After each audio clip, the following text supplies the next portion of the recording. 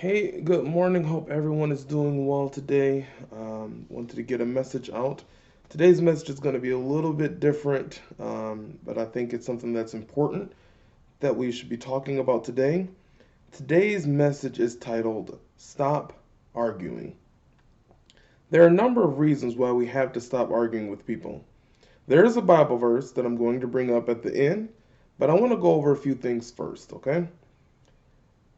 First, I want you all to reserve your emotional and mental energy during this time that we're in right now. This is where we have the pandemic that's, I guess, it's still going on. People kind of aren't acting like it anymore. We have the political unrest in politics and in social politics as well. Um, and we're kind of in an exhausting time. A lot of people I've been talking to, and myself included, we've been exhausted with everything going on. And so, for the first reason why I want us to stop arguing is because I want us to reserve that emotional and mental energy for yourself, for your loved ones, for anything else that's important to you. I don't want you using expending energy with people that don't matter. First of all, I'm not trying to sound cynical, but your meme, your article, or the status is not going to change someone's mindset if they aren't open. If they're open, then have a dialogue with them. I would suggest having the dialogue privately or face to face or one on one. But if they're not, I've never had my mind changed by someone's status on Facebook or a meme I saw. And some people do. I kind of feel like it's a Jedi mind trick. Those things only work on the weak minded, so to say. But usually the people that we're arguing with are not weak minded at all. They're very strong in their belief system. The other part is this will lead, all of these arguments are going to lead to us fighting and arguing instead of working towards the future. We have to stop focusing on the moment we're in, and we need to start building towards what's next. And now I'm not saying to be docile, to do nothing or whatever. I'm far from that. There's things that need to be done. We can't the status quo is not going to cut it anymore.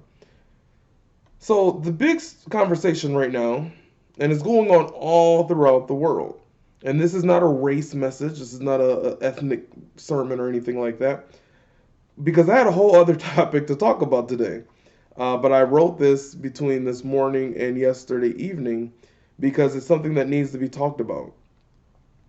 In Germany, just this past week, there were thousands of people that showed up to protest against racism, and they called out their own sins as a country. And they were there chanting Black Lives Matter. And if you know anything about historical climates and climates in general, that Germany's not the place, not the most forward-thinking place in the world as when it comes to black people. So it's a prevalent message when you have Germany, thousands of people chanting Black Lives Matter.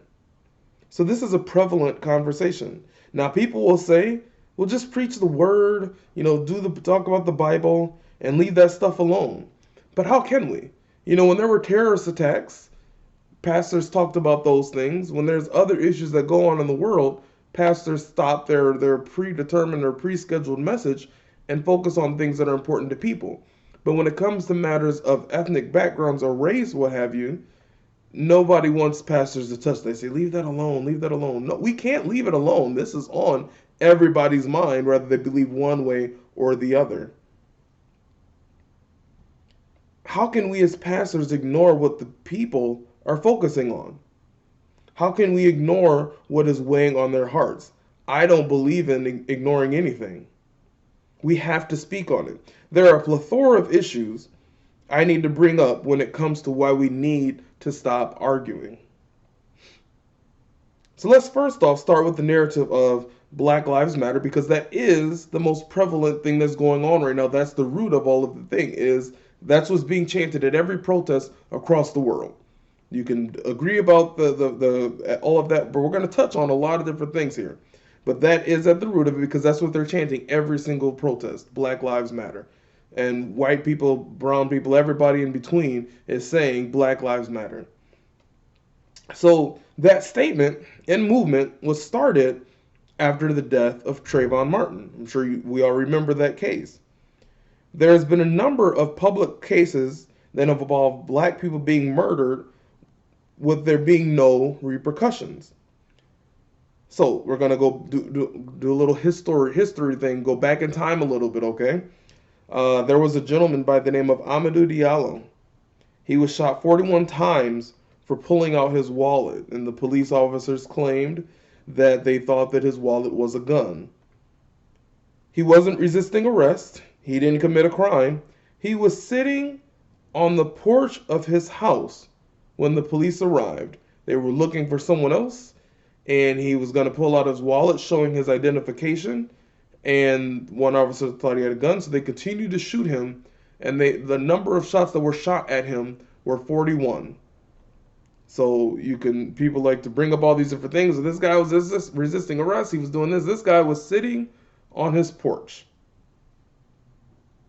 Bruce Springsteen, he made a song about this titled 41 Shots.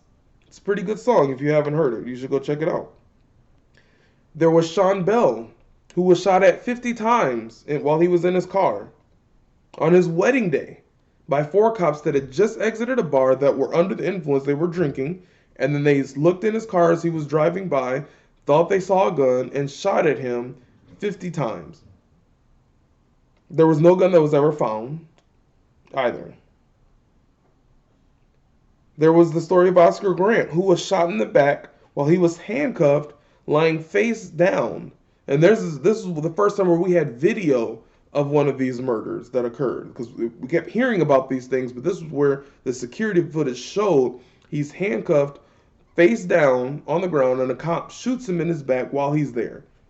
There was a movie called Fruitvale Station based off of this incident. It's a very good movie. There was Tarika Wilson, who her and her 1-year-old son were shot by the police during a raid. The police said that in their report, they said they thought that the son was a dog, and that they thought the dog was that the woman tried to have the dog attack the police officer. But the forensic report showed that the woman was on her knees holding her son when her and her son were shot. She was killed. Her son had to have most of his hand amputated. There were others that made the news, and the common theme would be that there would be no punishment for the officers involved. This caused anger and frustration in many black communities. Now, to my white brothers and sisters, I am not saying that all black people think alike, but there was a prevailing thought and feeling. A lot of people started to wonder, how much are we worth? Do we matter? They can just do whatever they want to us and be okay. Now, I'm giving you a peek into a mindset. I don't want you to take this and be negative with it, okay? Just be respectful. Then Trayvon Martin happened. And you can believe how you want to believe about that case. That's fine. But the killer this time wasn't even a cop. He was even told by the police, don't follow that person. Let us handle it. This was a person walking home to his house to finish watching the All-Star game. He went to the store to get a snack. The phrase was then coined, Black Lives Matter. They were saying, Black Lives Matter, so stop acting and treating us like they don't. Stop acting and treating us like we don't matter. So then the detractors came. First it was all lives matter. Then later, there was blue lives matter for the police. And black people were all sorts of confused. Because when we said Black Lives Matter, people said, no, all lives matter. But then those same people will turn around and say, blue lives matter. It's like, well, why is it when Black Lives Matter, all lives have to matter, but when blue lives matter, it just stops there? That was confusing to people. Because they said, wait, you got mad at us when we singled out ourselves to try to get into the equation, but now you guys are putting up someone else. And I'm not trying to be disrespectful to police officers, but that's a profession that someone chooses. Someone can't choose to be black.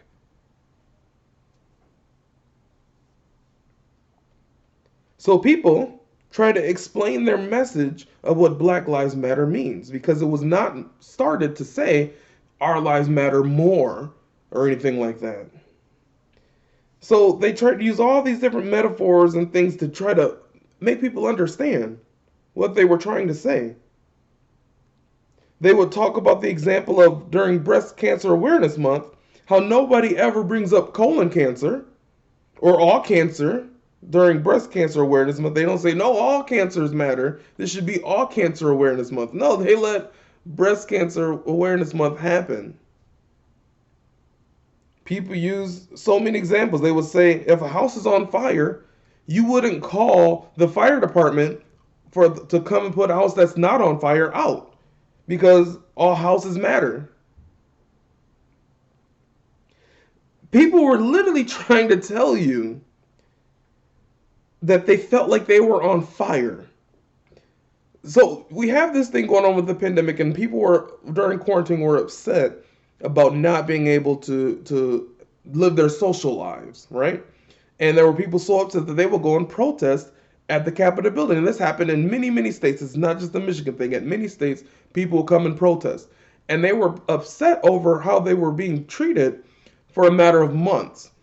Now, you have to think about how they're in the black community, all they've ever known is these feelings. That's another topic right there, but I just want us to focus on that. They were literally using examples to show, like, hey, we're not saying that we matter more. We're saying, hey, we want some of that thing that you got. We want there to be repercussions when things happen to us. We don't want to live in fear that someone can, that an officer or a citizen can just come and kill us and they have no repercussion for it.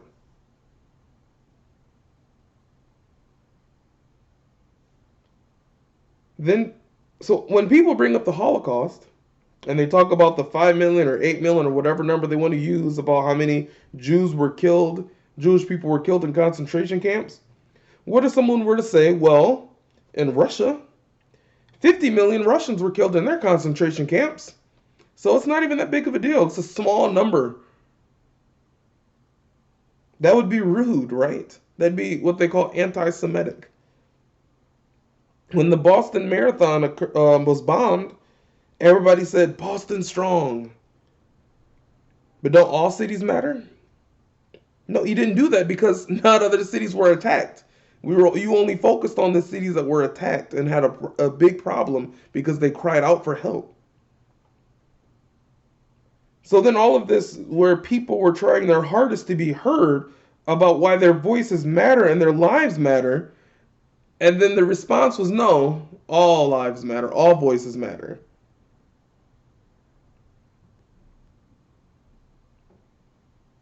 The next part, they attacked the actual organization of Black Lives Matter.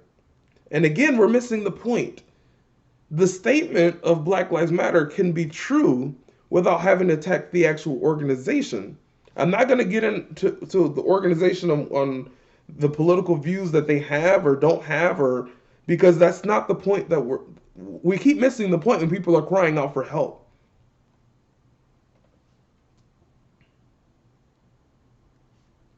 You can not agree with the movement, because I do want to focus on that for a quick second, because people will bring up, well, look at the Black Lives Matter website and the things that they stand for, and they'll say, how can you as a Christian man stand for that?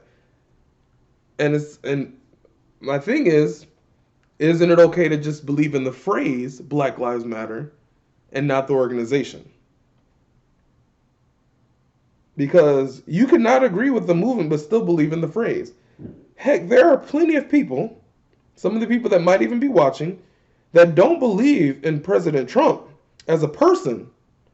But come November, you're still going to vote for him because of the things that you do agree with. The small amount of things that you do agree with him on. Which is fine. That is your choice. And if someone told you not that you can't believe in that, you would say, no, I believe in this, or I believe that he did this, I believe in these things that he stand for, or just because he's on the Republican ticket, that you would get behind him even though you don't agree with the things that he does. Same exact scenario. We have to stop arguing. I can see with everything that's going on right now, I can see the story already being hijacked. At the end of the day of this whole thing, it will be a totally different conversation when it's all said and done. It's all, you can see that it's already changed to where it was about there being repercussions for people, police officers murdering people, to now it became defund the police, no police officers anymore, use social workers. The conversation has already changed. So I'm a student of history, if you didn't know. For those that know me know that I am. So I will show you the present by showing you the past. Solomon wrote in the Bible that there is nothing new under the sun. So there was a group that was similarly hijacked decades ago called the Black Panther Party for Self-Defense. You might know them just as the Black Panther Party. They were a group of college graduates in California that wanted to help their community. Fun fact, always try to put a fun fact in there. They got their name from the comic book character Black Panther, as earlier in that same year that they were founded, the Black Panther, the character in the comics, was introduced, and he single-handedly defeated the Fantastic Four. And these are college guys, they're geeks, they're like, man, this guy's cool, he beat up the Fantastic Four, they're the coolest team. And this guy did it by himself. So this group started a free breakfast program for kids in their community because it was a problem with kids not eating before they went to school. So they created a free breakfast program, which, interestingly enough, the governor at the time of the state that they were in said the most dangerous thing in America is the free breakfast program by the Black Panthers. That's a whole nother topic. Another fun fact about their free breakfast program is that the government adapted this idea and turned it into the WIC program. So these guys, these young men, they also would try as hard as they could to be present during arrests to make sure that there was no brutality that occurred. They would show up when someone was being arrested and stand there and watch the person get arrested, be taken in the cop car, follow them to the jail, and make sure that they got in there safely. Because there were so many times where people were getting injured. I mean, we can look at today. It happens still today. That was their initial goal. Feed children, make sure people don't get beat up by the police when they're getting arrested. They didn't try to stop the police from doing their job. They didn't try to start riots or anything. They said, we just want to make sure they safely get to the jail. Yes, they carried guns, and yes, they looked intimidating. But you know who else looked intimidating? The people that were protesting at the Capitol steps because they wanted to get haircuts and go to the bar and go golfing and buy seeds. But they were never, in their early stage, they were never violent, the Black Panthers, never violent. But their narrative got changed. And then other groups across the nation started to make Black Panther Party copies, and they would be violent. There would be groups that would start up, they would go and bomb police stations and do all these different things. But the original message was never that. And that became the story, and that's how they remember today, is it's a black militant violent group, because their story was hijacked.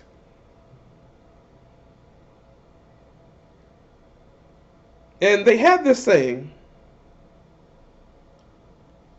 and this is what I wanted to get to. They had this saying called, all power to all the people.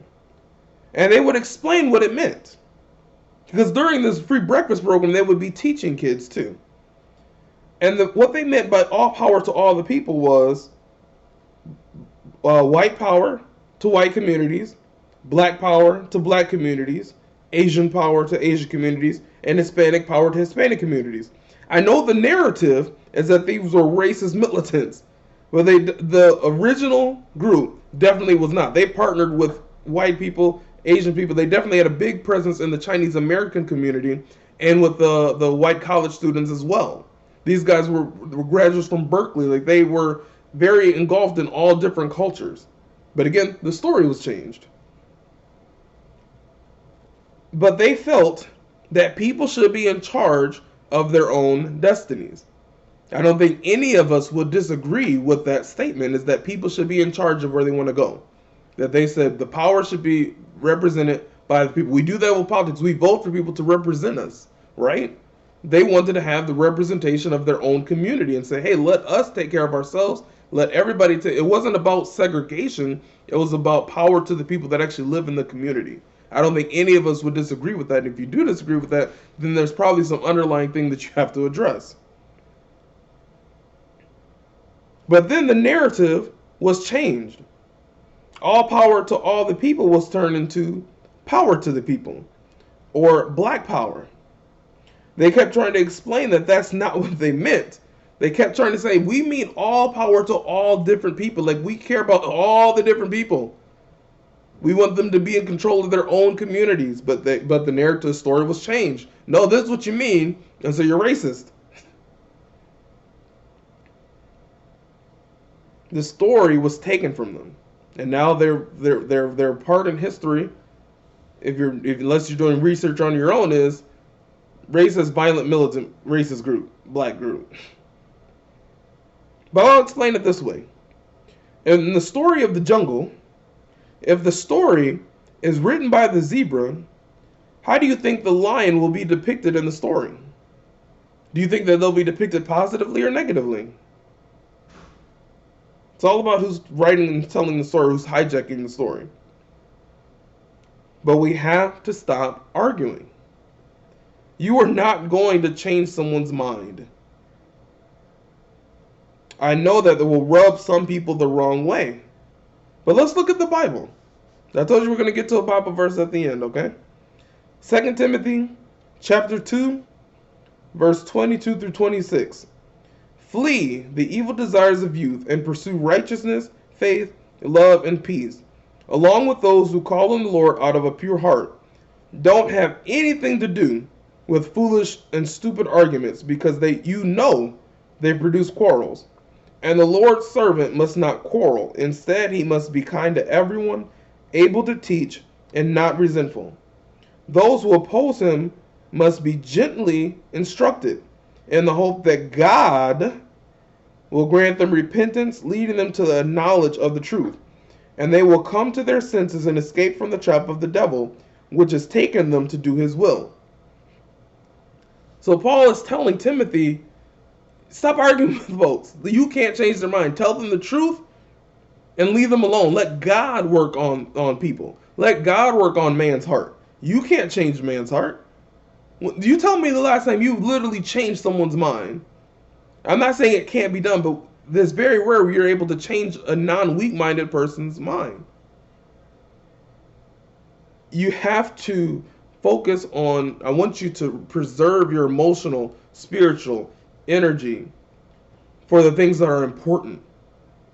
You're not going to convince a racist that they're not racist or that they're wrong. You're not going to convince someone of a different faith just to switch over to yours just because you have a nice article that you put out. I want you to preserve that energy for yourself, for your children, for your loved ones, for God. Some of us are so tired we can't even do the basic things that we need to do. Stop wasting that energy on other people because they don't deserve it. You deserve it.